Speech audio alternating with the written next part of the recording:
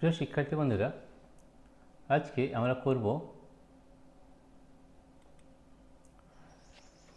ভৌতবিজ্ঞান ও পরিবেশ পরিচয়ের second part, that is 4.19। তো দেখো এখানে আমাদের কী কী রয়েছে: আইসোটোপ, আইসোবার ও এবং আইসোটোন, আইসোটোপ, আইসোবার এবং আইসোটোন। এগুলো কি এবং তার কি সংজ্ঞা এবং প্রতিটি ফর্মুলা কিন্তু মনে রাখতে হবে, ঠিক আছে। সবথেকে প্রথমে আমরা দেখব এবং বুঝতে চাইবো যে এই আইসোটোপ ব্যাপারটা কী। তাহলে দেখো সবথেকে আগে জেনে নিই আইসোটোপ। যে কোনো মৌলিক পদার্থ অসংখ্য পরমাণু দ্বারা গঠিত, কিন্তু একই মৌলিক পদার্থের প্রতিটি পরমাণুর প্রোটন সংখ্যা ও ইলেকট্রন সংখ্যা সমান হলেও নিউট্রন সংখ্যা সমান হতেও পারে, নাও হতে পারে। দেখা গেছে হাইড্রোজেনের কতগুলি পরমাণু নিউক্লিয়াসে একটি প্রোটন আছে কিন্তু কোনো নিউট্রন নেই। আবার কতগুলি হাইড্রোজেন পরমাণু নিউক্লিয়াসে একটি প্রোটন ও একটি নিউট্রন আছে। আবার কতগুলি হাইড্রোজেন পরমাণু নিউক্লিয়াসে একটি প্রোটন ও দুটি নিউট্রন আছে। অর্থাৎ হাইড্রোজেনের এই পরমাণুগুলির পারমাণবিক সংখ্যা সমান হলেও ভর সংখ্যা ভিন্ন ভিন্ন। এই ধরনের পরমাণুকে বলে পরস্পরের আইসোটোপ, অর্থাৎ একই পারমাণবিক সংখ্যা ও ভিন্ন ভর সংখ্যা বিশিষ্ট পরমাণুগুলিকে পরস্পরের আইসোটোপ বা সমস্থানিক বলা হয়। আইসোটোপহীন প্রকৃতিজাত মৌলগুলি হল বেরিলিয়াম, ফ্লোরিন, সোডিয়াম ও অ্যালুমিনিয়াম, ঠিক আছে। এছাড়া আমাদের আইসোটোপগুলির রাসায়নিক ধর্ম মোটামুটি একই থাকলেও কিছু কিছু ভৌত ধর্মের সামান্য পার্থক্য দেখা যায়। এটা একটু মনে রাখতে হবে যে আইসোটোপগুলির রাসায়নিক ধর্ম মোটামুটি একই থাকলেও কিছু কিছু ভৌত ধর্মে কিন্তু সামান্য পার্থক্য দেখা যায় আইসোটোপের ক্ষেত্রে। উদাহরণ, কয়েকটি মৌলের আইসোটোপ ও তাদের গঠন ছকের সাহায্যে দেখানো হলো। হাইড্রোজেনের আইসোটোপ সমূহ, হাইড্রোজেনের আইসোটোপের সংখ্যা হচ্ছে 3টি, যাতে আমরা বলি সাধারণ হাইড্রোজেন বা প্রোটিয়াম বলা হয়, ভারী হাইড্রোজেন বা ডয়টেরিয়াম এবং ট্রিটিয়াম বা ট্রিসিয়াম। তাহলে H11, H12 বা H13। তো দেখো প্রোটন সংখ্যা কত আছে? 1, নিউট্রন সংখ্যা 0, ইলেকট্রন সংখ্যা 1, ভর সংখ্যা হচ্ছে 1, ঠিক আছে। ভারী ডয়টেরিয়াম H12, প্রোটন সংখ্যা হচ্ছে 1, নিউট্রন সংখ্যা হচ্ছে 1 আর ইলেকট্রন সংখ্যা হচ্ছে 1, ভর সংখ্যা হচ্ছে 2। ট্রিটিয়ামের ক্ষেত্রে দেখো প্রোটন সংখ্যা হচ্ছে 1, নিউট্রন সংখ্যা 2, ইলেকট্রন সংখ্যা 1 এবং ভর সংখ্যা 3। এটা আমি একবার করে দেখাবো, তাহলে জিনিসটা আরও ভালোভাবে বুঝতে পারবে। অক্সিজেনের আইসোটোপ সমূহ, অক্সিজেনের আইসোটোপের সংখ্যা হলো 3টি: অক্সিজেন 816, অক্সিজেন 817, অক্সিজেন 818। এখানে প্রোটন সংখ্যা, ইলেকট্রন সংখ্যা এবং নিউট্রন সংখ্যা দেওয়া রয়েছে, সেখানে ভর সংখ্যা কিন্তু আলাদা রয়েছে এবং প্রোটন সংখ্যা যেহেতু সেম, এদের পারমাণবিক সংখ্যাও কিন্তু সেম, একই রয়েছে, ঠিক আছে। কার্বনের আইসোটোপ সমূহ, কার্বনের আইসোটোপের সংখ্যা হচ্ছে 3টি: কার্বন 612, কার্বন 613, কার্বন 614, ঠিক আছে। তাহলে দেখো এখানে কার্বন প্রোটন কটা রয়েছে, এটা কীভাবে বের করতে হয় সেটা একটা পদ্ধতি রয়েছে, খুবই সহজ পদ্ধতি। সেই সহজ পদ্ধতি তোমাদের দেখিয়ে দিচ্ছি। তো দেখো কীভাবে বের করতে হবে সেটা একটু আমি তোমাদের দেখাচ্ছি। এইখানে আমি তোমাদের করে দেখাচ্ছি যে কীভাবে এইগুলো বের করতে হয়, ঠিক আছে। তো এখানে দেখো, এখানে আমি করে দেখাচ্ছি তোমাদের।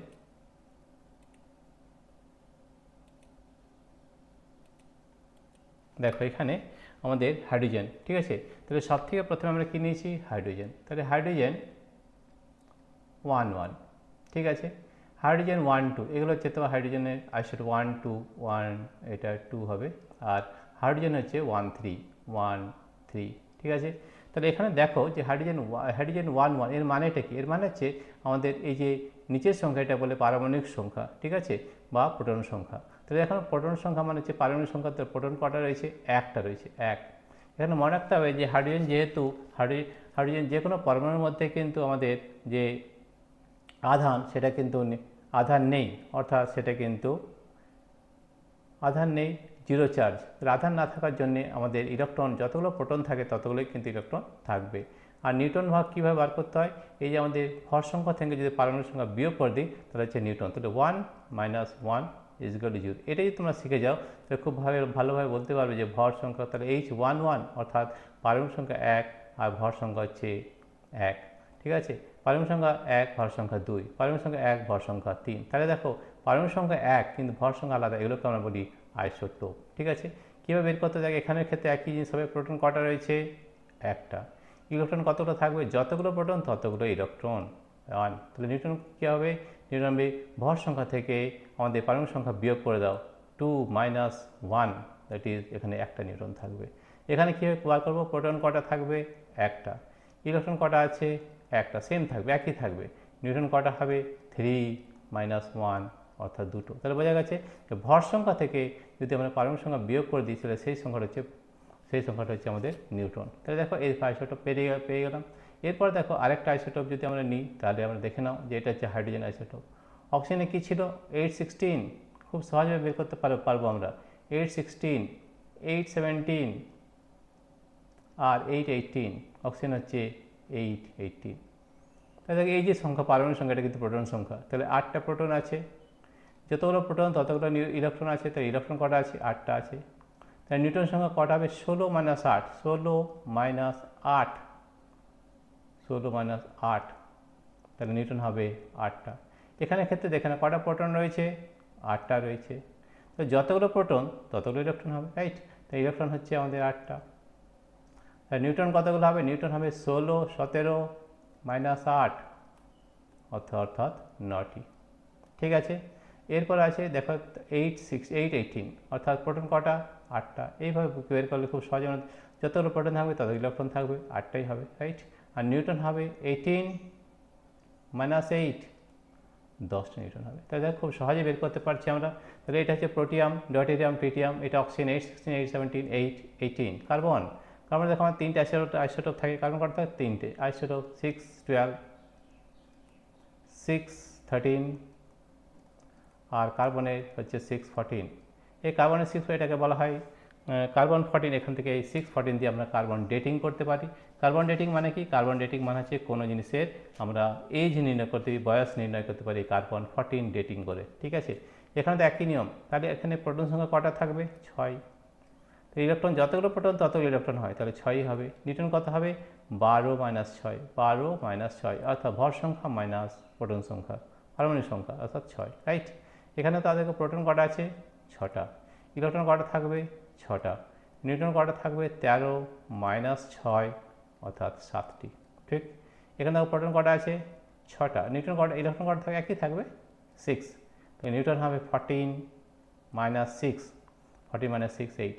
তাহলে এখানে কিন্তু নিউটনের কিন্তু পার্থক্য রয়েছে। তাহলে আইসোটোপ মানে কি, প্রথমে আইসোটোপ মানে হচ্ছে এই যে মৌলগুলি একই থাকবে, রাইট। প্রথম 3টে এর সংকেত রয়েছে। প্রথমে হচ্ছে মৌলগুলি একই থাকবে, এলিমেন্ট বা মৌল, এলিমেন্ট সেম বা মৌল একই থাকবে। 2 নম্বর হচ্ছে এর যে অ্যাটমিক নাম্বার বা পারমাণবিক সংখ্যা সেম থাকবে। পারমাণবিক সংখ্যা অর্থাৎ অ্যাটমিক নাম্বার, পারমাণবিক সংখ্যা মানে হচ্ছে অ্যাটমিক নাম্বার, অ্যাটমিক নাম্বার কিন্তু একই থাকবে। ভর সংখ্যা আলাদা হবে, এই যে ভর সংখ্যা পরে এটা ভর সংখ্যা আলাদা হবে। ভর সংখ্যা মানে কি atomic weight, atomic weight, atomic weight বা ভর সংখ্যা, অ্যাটমিক ওয়েট। তাই দেখো এই খুব সহজেই আমরা বের করতে পারি যে আমাদের যে সমস্থানিক আইসোটোপ রয়েছে তাদের কি মৌলগুলি এক হবে, পারমাণবিক সংখ্যা কিন্তু সমান হবে, আর ভর সংখ্যা আলাদা হবে। তাই এই 3টে কন্ডিশন যদি আমরা মেনে নিই তাহলে কিন্তু আমরা এই সমস্থানিক আইসোটোপের সংখ্যা কিন্তু পেয়ে যাব। ঠিক আছে, ঠিক আছে। এরপরে আমরা দেখে নিই এরপরে আমাদের কি রয়েছে। এরপরে আমাদের রয়েছে, ঠিক আছে, প্রোটিয়াম, ডয়টেরিয়াম, ট্রিটিয়াম বলে দিলাম, অক্সিজেন বলে দিলাম, ঠিক আছে, কার্বন বলে দিয়েছি। ঠিক আছে, এরপরে আমরা দেখব নেক্সট আমাদের কি রয়েছে সেটা আমরা একটু দেখে নিই। নেক্সট পেজে রয়েছে আমাদের, এরপরে যেটা রয়েছে হচ্ছে আমাদের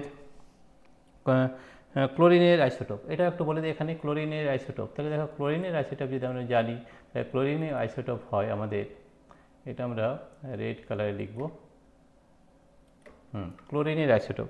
ক্লোরিন কত হয় 17, ক্লোরিন হচ্ছে 1735। এখান থেকে ক্লোরিন 1735, 1735, আরেকটা হয় ক্লোরিন 1737, 1737। তাহলে কী করে বার করতে হয় দেখো 37, এটা কিন্তু মুখস্থ রাখতে হবে। ঠিক আছে, এখানে কয়টি প্রোটন আছে খুব সহজ, পারমাণবিক সংখ্যা যা আছে তাই, তাহলে 17টা প্রোটন। ইলেকট্রন কতগুলো, যতগুলো প্রোটন থাকবে তত ইলেকট্রন, অর্থাৎ 17টাই হবে, রাইট। আর নিউটন কীভাবে বের করবো, এখান থেকে এটা বিয়োগ, অর্থাৎ 35 - 17 বোঝা গেছে। তাহলে এটা থেকে এটা কী করবো, বিয়োগ করে নেব, 8, 18, রাইট। এখানে কটা প্রোটন রয়েছে 17টা রয়েছে। ইলেকট্রন কটা রয়েছে একই থাকবে। নিউটন কটা হবে, এটা থেকে এটা বিয়োগ, তাহলে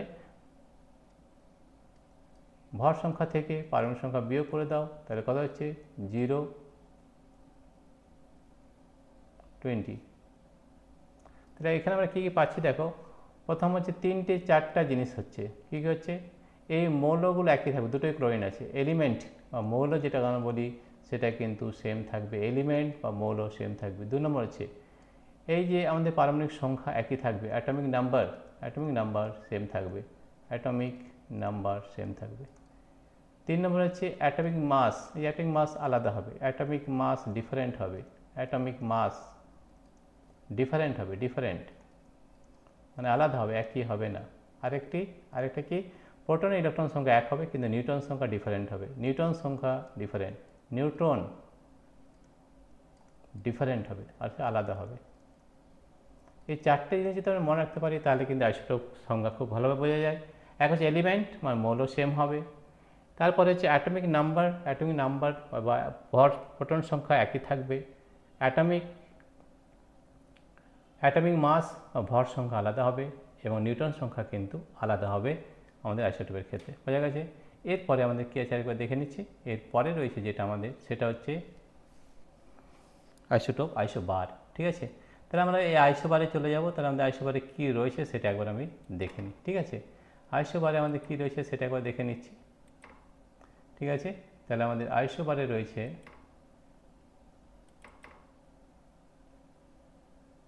আইসোবার, ঠিক আছে। তাহলে আইসোবারে আমাদের কী আছে সেটা একবার দেখে নিচ্ছি। আইসোবারে রয়েছে আমাদের ঠিক আছে, পরমাণুর গঠন, পদার্থের ভৌত ও রাসায়নিক ধর্মসমূহের মধ্যে ক্লোরিনের আইসোটোপ সমূহ, ক্লোরিনের আইসোটোপগুলির সংখ্যা 2টি, আমরা এইটা আগে আলোচনা করেছি, ক্লোরিন 1735, ক্লোরিন 1737, ঠিক আছে।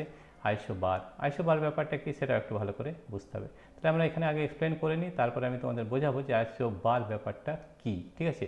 আইসোবার দেখো, আইসোবার কি, খুব কাছাকাছি পরমাণু ক্রমাঙ্ক বিশিষ্ট বিভিন্ন মৌলের কিছু কিছু পরমাণু আছে যাদের ভর সংখ্যা সমান, যেমন 18 পরমাণু ক্রমাঙ্ক বিশিষ্ট একটি আর্গন পরমাণুর ভর সংখ্যা কিন্তু 40, আবার 20 পরমাণু ক্রমাঙ্ক বিশিষ্ট একটি ক্যালসিয়াম পরমাণুর ভর সংখ্যা কিন্তু 40।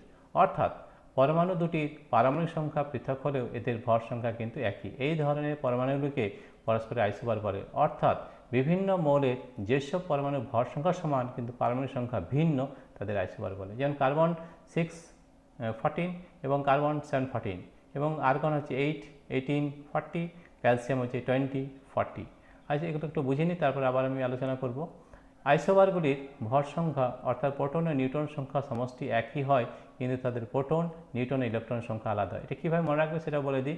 তাই আইসোবারগুলির ভর সংখ্যা সমান হলেও তাদের প্রকৃত ভরে সামান্য পার্থক্য থাকে, যেমন কার্বন 614 এবং নাইট্রোজেন 714 পরমাণু দুটির ভর সংখ্যা 14 কিন্তু কার্বন 614 পরমাণুটির প্রকৃত ভর 6টি প্রোটন, 6টি ইলেকট্রন ও 8টি নিউট্রনের ভরের সমষ্টি, ঠিক আছে। এই নিউট্রন ভরের সমষ্টি যদি আমরা বার করি, একটা থেকে 6টি প্রোটন, দেখো প্রোটনের ভর 80 হয় এবং 6টি ইলেকট্রনের ভর 80 হয় এবং নিউট্রনের ভর 80 হয়, তাহলে গুণ করে দিলাম, আমরা কত পেলাম 14.1183 AMU। নাইট্রোজেন 714 পরমাণুটির প্রকৃত ভর 7টি প্রোটন, 7টি ইলেকট্রন, 7টি নিউট্রনের সমষ্টির ভর কত হচ্ছে, তাহলে 7টি প্রোটনের সঙ্গে প্রোটনের ভরের গুণ করেছি, 7টি ইলেকট্রনের সঙ্গে ইলেকট্রনের ভর গুণ করেছি, 7 নিউট্রনের সঙ্গে নিউট্রনের ভর গুণ করেছি, গুণ করার কত 14.1177 AMU। তাহলে এটার মধ্যে কিন্তু পার্থক্য রয়েছে, ঠিক আছে। তাহলে এখানে দেখো কীভাবে মনে রাখতে হবে যে কার্বন 614 এবং carbon, nitrogen 714, argon 18 to 20 calcium, ঠিক আছে। এটা মনে রাখার জন্য আমরা আরেকটা দেখা যে কীভাবে এটা মনে রাখতে হবে সেটা একটু বলে নিই আগে। মনে রাখতে হবে এইভাবে, কার্বন 614, নাইট্রোজেন 714, কার্বন দেখো এখানে আমরা রয়েছি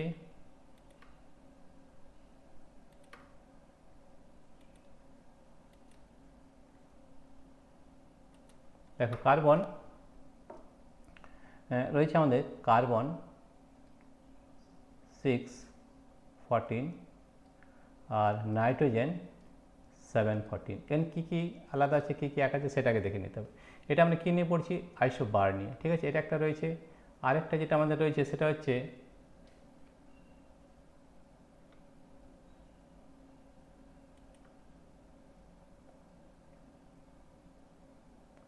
ক্যালসিয়াম।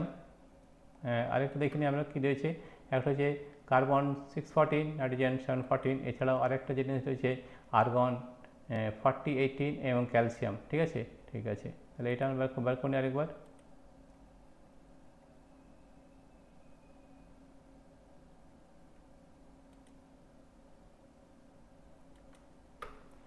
দেখো হচ্ছে কার্বন 614 আর নাইট্রোজেন 714। ঠিক আছে, এটাকে দেখে নিই। তাহলে কার্বনের কটা প্রোটন দেখে, প্রোটন হচ্ছে এইটা, ঠিক আছে। তাহলে প্রোটন সংখ্যা হচ্ছে 6। ইলেকট্রন কী হবে, ইলেকট্রন যতগুলো প্রোটন হয় ততগুলো ইলেকট্রন, আমি বারবার বলেছি আগে, ঠিক আছে। আর নিউট্রন কত হবে, নিউট্রন হয়ে যাবে 14 - 6, 8টা, আচ্ছা ঠিক আছে। এখানে দেখো কটা প্রোটন আছে, 7টা প্রোটন আছে। ইলেকট্রন কতগুলো, যতগুলো প্রোটন তত ইলেকট্রন থাকবে, আমি আগেই বলেছি, ঠিক আছে। আর নিউটন হবে 14 - 7 অর্থাৎ 7টি, ঠিক আছে। এই কী পার্থক্য আছে দেখো আইসোটোপের সঙ্গে, এখানে দেখো এই দুটো মৌলও কিন্তু আলাদা আছে, ঠিক আছে। এলিমেন্ট ডিফারেন্ট, এলিমেন্ট ডিফারেন্ট হবে, এলিমেন্ট এক হবে না, ডিফারেন্ট হবে। আইসোটোপের ক্ষেত্রে এলিমেন্ট কিন্তু সেম, একই থাকবে, মৌল আলাদা হবে, রাইট। 2 নম্বর হচ্ছে আমাদের যে অ্যাটমিক মাস, ভর সংখ্যা সেম হবে, অ্যাটমিক মাস বা ভর সংখ্যা সেম, একই হবে, ঠিক আছে। আর 3 নম্বর হচ্ছে অ্যাটমিক নাম্বার, অ্যাটমিক নাম্বার কি হচ্ছে দেখো, এটা 6 এটা 7 আলাদা, ডিফারেন্ট হবে, অ্যাটমিক নাম্বার ডিফারেন্ট হবে। এগুলো যদি ডিফারেন্ট হয় তাহলে কী কী পার্থক্য আছে দেখো, প্রোটন সংখ্যা আলাদা হবে, ইলেকট্রন সংখ্যা আলাদা হবে এবং নিউট্রন সংখ্যাও আলাদা হবে। এর কার ক্ষেত্রে, আইসোবারের ক্ষেত্রে, ঠিক আছে। এই 4টি নাম মনে রাখতে হবে। এলিমেন্ট ডিফারেন্ট হবে অর্থাৎ মৌলগুলো আলাদা, এটা কার্বন, এটা nitrogen. Atomic mass same, atomic mass অর্থাৎ ভর সংখ্যা সেম, কিন্তু তার পরমাণু ক্রমাঙ্ক কিন্তু আলাদা আছে। পরমাণু এই যদি আলাদা হয় তাহলে আমাদের প্রোটন সংখ্যা আলাদা হবে, ইলেকট্রন সংখ্যা আলাদা হবে এবং নিউট্রন সংখ্যাও আলাদা হবে, ঠিক আছে। তাহলে আমরা এটাতে কী পেলাম, কার্বন এবং নাইট্রোজেন, ঠিক আছে। আরেকটা কি আমাদের রয়েছে, আরেকটা দেখে নিই। একটা রয়েছে আমাদের আর্গন 814, ক্যালসিয়াম, ঠিক আছে। আর্গন এবং ক্যালসিয়াম রয়েছে। তাহলে আর্গন এবং ক্যালসিয়ামটা দেখে নিই কত রয়েছে। আর্গন এবং ক্যালসিয়াম, আর্গন কত রয়েছে, আর্গন 1840। আর কি রয়েছে তার সঙ্গে, ক্যালসিয়াম 2040, 20 আর 40 হয়ে গেছে। তো এখানে কী কী সেম আছে দেখো, এখানে দেখো আমরা 3টে জিনিস পাচ্ছি। প্রথমে 1 নম্বর কি, যে আমাদের মৌলটা আলাদা আছে, রাইট, ঠিক আছে। ভর সংখ্যা এক আছে কিন্তু পারমাণবিক সংখ্যা আলাদা আছে, রাইট। এখানে কটা প্রোটন হবে দেখো, আর্গনের ক্ষেত্রে প্রোটন হবে 18টা। তাহলে যতগুলো প্রোটন তত ইলেকট্রন কটা হবে, 18টাই হবে, ঠিক আছে। আর নিউট্রন সংখ্যা কটা হবে, এখানে 40 থেকে এটা বিয়োগ করে দেবে, 40 - 18, 8 22টা, ঠিক আছে। তাহলে 22টা হচ্ছে আমাদের নিউট্রন। ক্যালসিয়ামের ক্ষেত্রে কী আছে দেখো, ক্যালসিয়াম যে প্রোটন কটা আছে, 20টা, কটা আছে 20। ইলেকট্রন কটা হবে, একই হবে, 20টাই হবে এবং নিউট্রন হবে 40 - 20, 40 - 20 অর্থাৎ 20টা হবে, ঠিক আছে। তো এখানে কী কী আমরা পাচ্ছি দেখো, এত এলিমেন্ট ডিফারেন্ট, এলিমেন্ট বা আমাদের মৌল যেটা সেটা আলাদা হবে, এলিমেন্ট আলাদা হবে, রাইট। ভর সংখ্যা এক হবে, সেম। অ্যাটমিক মাস বা ভর সংখ্যা যেটা বলি, ইংরেজিতে বলে অ্যাটমিক মাস সেম হবে, একই হবে। অ্যাটমিক নাম্বার ডিফারেন্ট হবে, অ্যাটমিক নাম্বার বা পরমাণু ক্রমাঙ্ক আলাদা হবে, অ্যাটমিক নাম্বার বা পরমাণু ক্রমাঙ্ক আলাদা হবে। তার ক্ষেত্রে প্রোটন সংখ্যা আলাদা আছে দেখো, রাইট। ইলেকট্রন সংখ্যা আলাদা আছে, নিউট্রন সংখ্যা কিন্তু একই রয়েছে, আলাদা রয়েছে, ঠিক আছে। প্রোটন সংখ্যা, ইলেকট্রন সংখ্যা এবং নিউট্রন সংখ্যাও কিন্তু আলাদা রয়েছে। এইভাবে আমাদের মনে রাখতে হবে। তাহলে দেখো আমাদের খুব সহজভাবে আমরা কীভাবে মনে রাখতে পারি, যে আমাদের এই দুটো মনে রাখলেই বাকি সবগুলো আমরা বের করে নিতে পারবো। এটা যে প্রোটন সংখ্যা বললাম, প্রোটন যতগুলো, ইলেকট্রন ততগুলো, আর নিউট্রন সংখ্যা হবে ভর সংখ্যা থেকে পরমাণু ক্রমাঙ্ক বিয়োগ করে দিলেই পারবো নিউট্রন সংখ্যা, রাইট।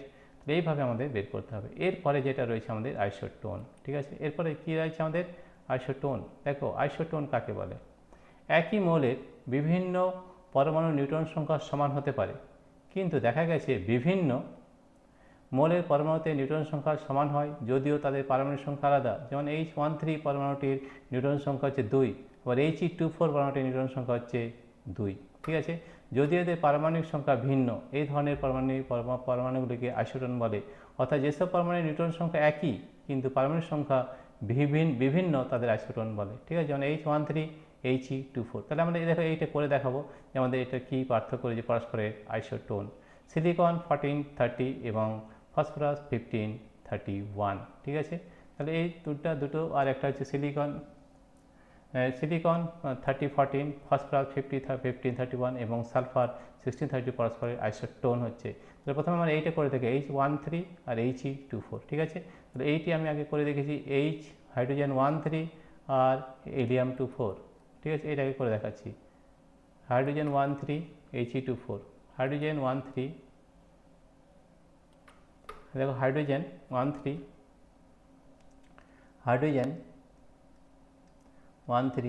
He24, He24 আর সেটার মধ্যে কী পার্থক্য আছে সেটাকে দেখতে হবে। কী আছে দেখো, দুটো মৌলও কিন্তু বিভিন্ন আছে, আলাদা আছে, তাহলে এলিমেন্ট ডিফারেন্ট হবে, মৌল অর্থাৎ এলিমেন্ট আলাদা হবে, রাইট। এলিমেন্ট হচ্ছে আলাদা। 2 নম্বর পয়েন্ট কি, 2 নম্বর পয়েন্ট হচ্ছে যে এই যে অ্যাটমিক নাম্বার বা ভর সংখ্যা আলাদা হবে, অ্যাটমিক নাম্বার আলাদা হবে, অ্যাটমিক নাম্বার আলাদা হবে, রাইট। 3 নম্বর কি, ভর সংখ্যা, অ্যাটমিক মাস, এটাও কিন্তু আলাদা হবে, অ্যাটমিক মাস এটাও কিন্তু আলাদা হবে, রাইট। এবার দেখে নাও প্রোটন কটা, এক, এইটাই হচ্ছে প্রোটন সংখ্যা, পরমাণু ক্রমাঙ্ক 1, ইলেকট্রন কতগুলো হবে, একটাই হবে নিশ্চয়ই। নিউট্রন কী হবে, তাহলে ভর সংখ্যা থেকে এটা বিয়োগ করে দাও, তাহলে 3 - 1 অর্থাৎ 2, রাইট। এখানে দেখো প্রোটন সংখ্যা কটি আছে, 2টি আছে, ইলেকট্রন কটি আছে, 2টি আছে, রাইট। তাহলে নিউট্রন কটি হবে, 4 - 2 = 2। তাহলে দেখো নিউট্রন সংখ্যা কিন্তু আমরা সমান পাচ্ছি আইসোটোনের ক্ষেত্রে, রাইট। তাহলে এইভাবে তোমার মনে রাখতে হবে। তাহলে দেখো এখানে কী কী আছে, মৌলটা আলাদা হবে, অ্যাটমিক নাম্বার আলাদা হবে, অ্যাটমিক মাস আলাদা হবে। তাহলে কি প্রোটন সংখ্যা আলাদা হয়ে গেছে, ইলেকট্রন আলাদা হয়ে গেছে এবং নিউট্রন সংখ্যা কিন্তু সেম আছে। তাহলে এটা হচ্ছে আমাদের আইসোটোন, নিউট্রন সংখ্যা সেম, রাইট। আরেকটা কী রয়েছে, আরেকটা যেটা রয়েছে সেটা আমরা দেখিনি, আরেকটা তিনটে আইসোটোপ রয়েছে। একটা হচ্ছে silicon, phosphorus, sulphur, silicon phosphorus আর সালফার, ঠিক আছে। এটা এবার দেখে নিই, সিলিকন আর ফসফরাস, সালফার, ঠিক আছে। সিলিকন হচ্ছে 1430, সিলিকন 1430, সিলিকন, ফসফরাস 1531, এটা হচ্ছে সিলিকন SI, সালফার 1632, ঠিক আছে। তাহলে এখানে আমাদের একবার দেখে নিই যে ঠিক আছে। এবার দেখো এখানে কী কী রয়েছে, দেখো এগুলো একে অপরের কিন্তু আইসোটোন। তাহলে সালফার দেখো, সিলিকন কটা প্রোটন রয়েছে, 14টা রয়েছে, 14, ঠিক আছে। 2 নম্বর দেখো, 2 ইলেকট্রন কতগুলো হবে, 14টাই হবে নিশ্চয়ই, এবং নিউট্রন হবে 13 - 40, 30 - 14, 4, 6 + 1 2, 26টা নিউট্রন। এখানে কটি প্রোটন রয়েছে, দেখো প্রোটন রয়েছে 15টা, তাহলে ইলেকট্রন কতগুলো হবে, 15টাই হবে। এইটা ভালো করে শিখে নিতে হবে, তাহলে কিন্তু খুব সহজে বের করতে পারবো। নিউটন হবে 31 - 15, 31 - 15, তাহলে কতগুলো হচ্ছে দেখো 26, ঠিক আছে। এখানে প্রোটন কটা হচ্ছে 16, ইলেকট্রন কটা হবে 16ই হবে, একই হবে, রাইট। আর নিউটন হবে 32 - 16 অর্থাৎ 26। দেখো এখানে নিউট্রন সংখ্যা কিন্তু সব সমান, রাইট। এখানে কী কী আলাদা আছে সেটা দেখে না। সব থেকে আগে হচ্ছে এলিমেন্ট, মৌলগুলো সব আলাদা, এটা হচ্ছে সিলিকন, এটা ফসফরাস, এটা হচ্ছে সালফার। তো এলিমেন্ট কিন্তু আলাদা হবে, মৌল আলাদা হবে, এলিমেন্ট যেটাকে আমরা মৌল বলি আলাদা হবে। 2 নম্বর, পরমাণু ক্রমাঙ্ক আলাদা, এটা 14, এটা 15, এটা 16, তাহলে অ্যাটমিক নাম্বার ডিফারেন্ট হবে, আলাদা হবে। অ্যাটমিক নাম্বার বা পরমাণু ক্রমাঙ্ক কিন্তু এক্ষেত্রে আলাদা হবে। ভর সংখ্যা আলাদা হবে, অ্যাটমিক মাস আলাদা হবে, অ্যাটমিক মাস কিন্তু আলাদা হবে, ঠিক আছে। আর কি আছে দেখো, এখানে প্রোটন সংখ্যা আলাদা হয়েছে, ইলেকট্রন সংখ্যা আলাদা হয়েছে, কিন্তু নিউট্রন সংখ্যা সমান হবে, এটাকে বলি আইসোটোন, রাইট। তো দেখো আইসোটোনে খুব ভালোভাবে আমাদের মনে রাখতে হলে আমাদের কী কী জানতে হবে, এলিমেন্ট বা পরমাণু, এলিমেন্ট অর্থাৎ মৌলটা আলাদা হবে, ভর সংখ্যা আলাদা, পরমাণু ক্রমাঙ্ক আলাদা হবে, ভর সংখ্যা আলাদা হবে, প্রোটন সংখ্যা আলাদা হবে, ইলেকট্রন সংখ্যা আলাদা হবে, কিন্তু নিউট্রন সংখ্যা একই হবে, রাইট। তাহলে এইভাবে আমরা মনে রাখতে পারি যে আমাদের এর কী কী রয়েছে। এরপরে রয়েছে সেটা হচ্ছে আমাদের নিউক্লিয় বল, ঠিক আছে। তাহলে নিউক্লিয় বল সম্পর্কে আমরা একটু জানবো। নিউক্লিয় বল কি, নিউক্লিয় বল তোমরা ইতিমধ্যে জেনেছো যে ধনাত্মক তড়িৎ আধানযুক্ত একাধিক প্রোটন একসঙ্গে পরমাণু নিউক্লিয়াসের মধ্যে অবস্থান করে। তোমরা এও জানো যে সমজাতীয় তড়িৎ আধান পরস্পরকে বিকর্ষণ করে। সুতরাং প্রশ্ন জাগে, প্রোটনগুলির মধ্যে স্থির তাড়িতিক বিকর্ষণ সত্ত্বেও কীভাবে নিউক্লিয়াস অটুট থাকে। অর্থাৎ নিউক্লিয়াসের মধ্যে কী থাকে? প্রোটন থাকে। প্রোটনের আধান কি? প্লাস। তাহলে সব যদি প্লাস আধান একসঙ্গে প্রোটন যদি নিউক্লিয়াসের মধ্যে থাকে, তাহলে প্লাসে প্লাসে কি বিকর্ষণ হয়, তাহলে কিন্তু নিউক্লিয়াসটা ফেটে যাওয়া উচিত ছিল, কিন্তু ফাটে না। কেন? এখানে কারণ নিউক্লিয় বল কাজ করছে এখানে, তাই নিউক্লিয়াসে একাধিক ধনাত্মক তড়িৎগ্রস্ত প্রোটন ঠাসাঠাসি করে থাকে, সুতরাং তাদের মধ্যে প্রচণ্ড বিকর্ষণ বলে নিউক্লিয়াসটি ভেঙে যায় স্বাভাবিক, কিন্তু তা হয় না। বিজ্ঞানী হাইসেনবার্গের মতানুসারে খুব ঘন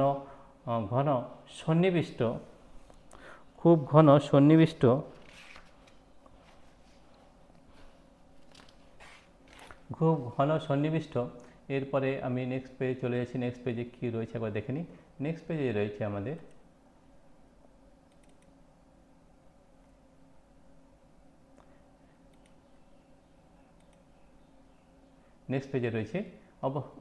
অবস্থায় প্রোটন ও নিউট্রনের মধ্যে আধানের বিনিময় ঘটে। প্রোটন ও নিউট্রনের মধ্যে আধানের বিনিময় ঘটে এবং প্রোটন নিউট্রনে এবং নিউট্রন প্রোটনে পরিবর্তিত হয়। এই পরিবর্তন অতি দ্রুত অনবরত ঘটতে থাকে বলে প্রোটনগুলির বিকর্ষণের কোনো সুযোগ থাকে না।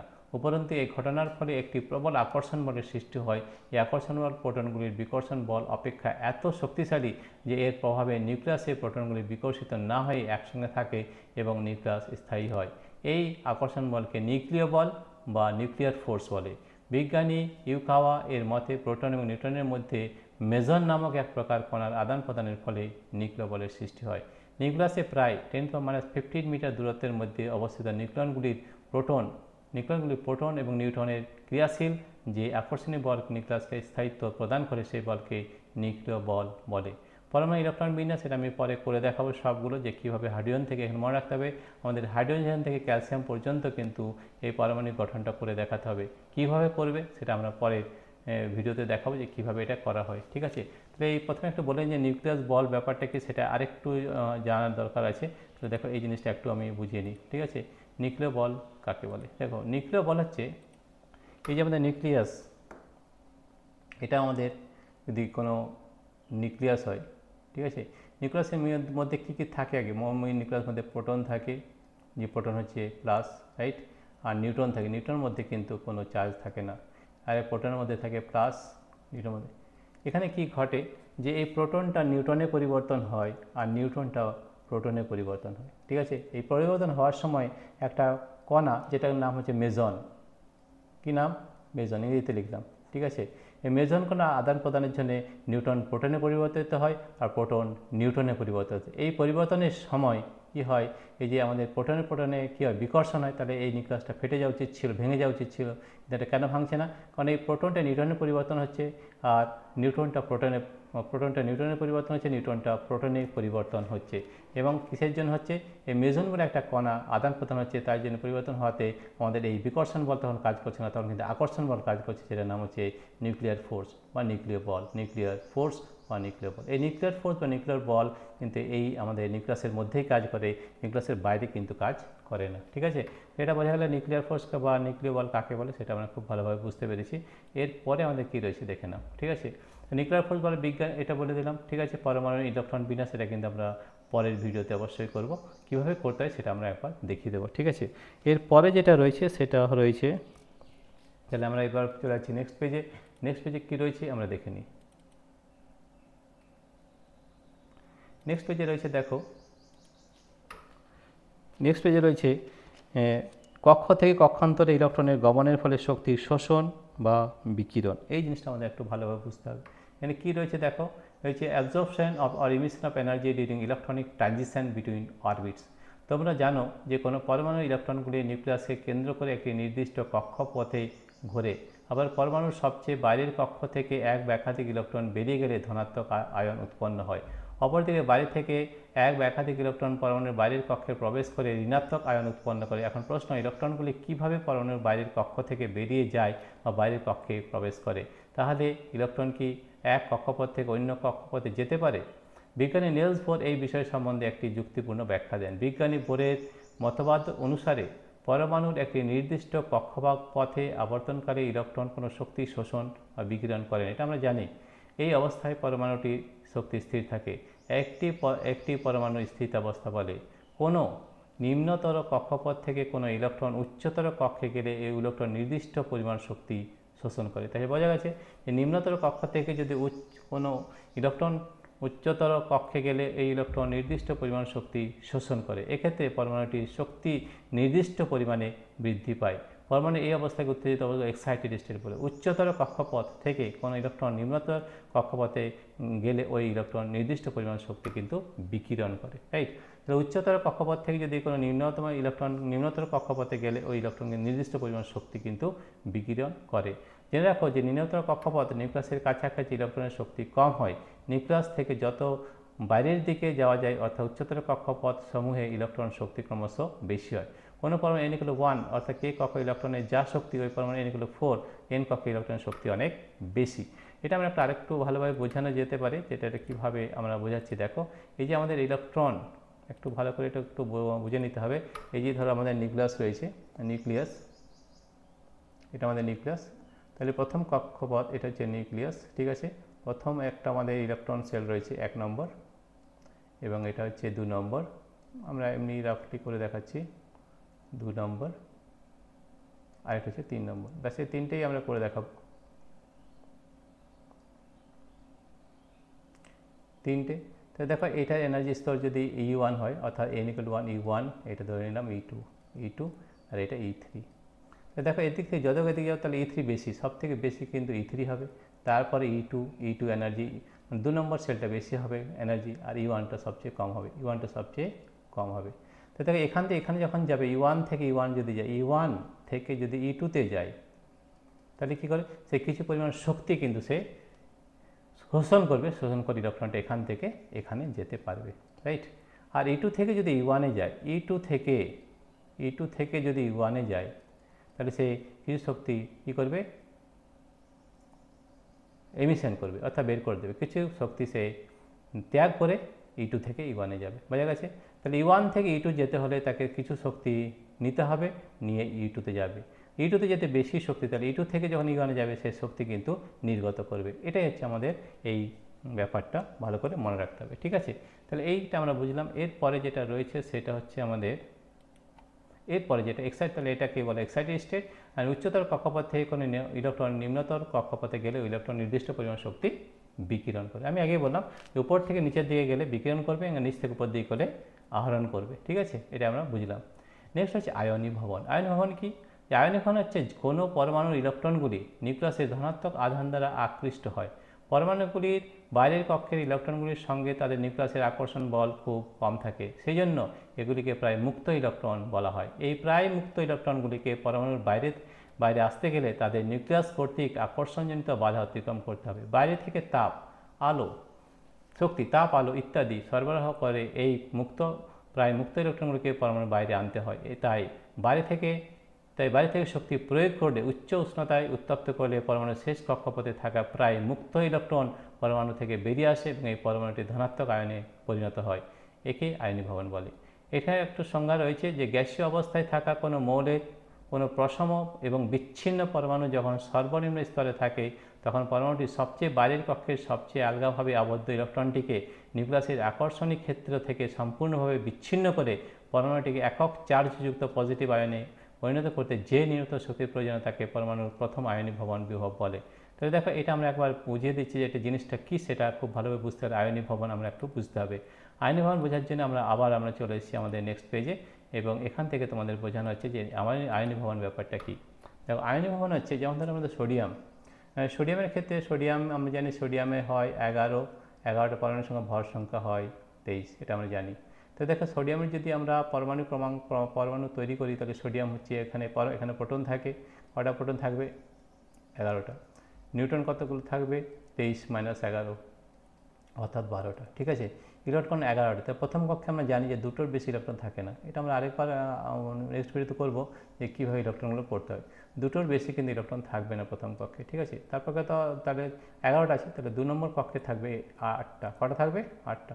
তাহলে 8 × 2 = 10, 8টা। 8টা থাকবে। তাহলে 1 2 3 4 5 6 7 8, 8 × 2 = 10। আর 3 নম্বর কক্ষে থাকবে 1টি, তাহলে হচ্ছে 11টা।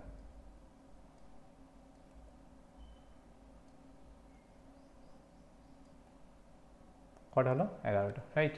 এবারে কি হয়, আমরা যদি কিছু পরিমাণ শক্তি এই ইলেকট্রনটাকে দিই বাইরে থেকে, শক্তিটা কীভাবে হতে পারে, সেটা আলো হতে পারে, লাইট বা তাপ, এনার্জি, হিট এনার্জি, লাইট বা তাপ দেওয়া হয়, তাহলে কী হয়, ইলেকট্রন এখান থেকে বেরিয়ে যায়। তাহলে নিম্নতম যে শক্তি এটা লাগে এটা বের করতে, সেটা হচ্ছে আয়নীভবন, রাইট, আয়নাইজেশন এনার্জি, ঠিক আছে। তাহলে দেখো এখান থেকে আমাদের কী দিতে হবে, লাইট বা তাপ, তাহলে এখান থেকে এই শক্তিটা বেরিয়ে যাবে। তো বেরিয়ে গেলে কী হবে সেটা দেখো, একটা ইলেকট্রন ধরো বেরিয়ে গেল এখান, তাহলে প্রথমে কী ছিল, প্রথমে কটা প্রোটন ছিল আগে দেখতে হবে, কটা প্রোটন ছিল, 11টা, রাইট। ইলেকট্রন আগে কটা ছিল, 11টাই ছিল। আর নিউট্রন কটা ছিল, 23 - 11, 23 - 11, কটা নিউট্রন ছিল, 23 - 11, 12টা ছিল নিউট্রন, ঠিক আছে। এবারে যখন ইলেকট্রন একটা বেরিয়ে যাচ্ছে তখন কী হচ্ছে, তখন প্রোটন কটা ছিল, 11টা, রাইট। ইলেকট্রন যদি একটা বেরিয়ে যায় তাহলে 11 জায়গায় কটা হবে, 10টা হবে, রাইট। আর নিউট্রন সংখ্যা হবে 23 - 11, 12টাই হবে, ঠিক আছে।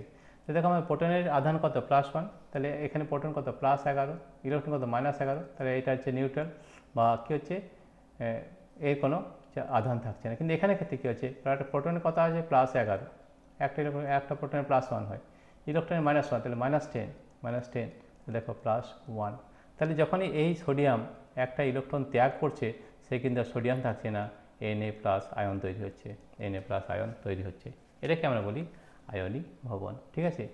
এটাকে বলা হয় আয়নীভবন। তাহলে শেষ কক্ষ থেকে এই যে শেষ কক্ষের যে ইলেকট্রন, এই ইলেকট্রনকে যদি এখান থেকে বের করতে হয়, নিম্নতম যে শক্তি লাগে সেটাকে আয়নাইজেশন এনার্জি বলা হয় বা আয়নীভবন শক্তি বলা হয়। এই যে আয়নীভবন বিভব বা শক্তি বা আয়নাইজেশন এনার্জি বলতে পারি, ঠিক আছে। তাহলে শেষ কক্ষের ইলেকট্রনকে যে ন্যূনতম শক্তি দিতে এই ইলেকট্রনটিকে এই শক্তি স্তর থেকে বের করতে পারে, সেটাকেই বলে আয়নীভবন বা আয়নাইজেশন এনার্জি, রাইট। তাহলে এইভাবে আমরা বুঝলাম যে আমরা এইভাবে সব প্রশ্নগুলো আমরা করতে পারলাম, ঠিক আছে। তাহলে দেখো এইভাবে দেখো এই জিনিসটা শেষ হয়ে যাচ্ছে। এবারে গাণিতিক উদাহরণ রয়েছে। আমরা আগেও বলেছি যে আমরা প্রতিটা প্রশ্ন এটা করে দেবো, আমরা পরের ভিডিওতে প্রতিটা প্রশ্ন কিন্তু আমরা এখানে করে দেবো, ঠিক আছে। যে প্রশ্নগুলো রয়েছে সবগুলো। তাহলে প্রিয় শিক্ষার্থী বন্ধুরা, তোমাদের যদি এই ভিডিওটি ভালো লেগে থাকে তাহলে প্লিজ সাবস্ক্রাইব, লাইক ও শেয়ার করবে। Thank you everybody for watching this video.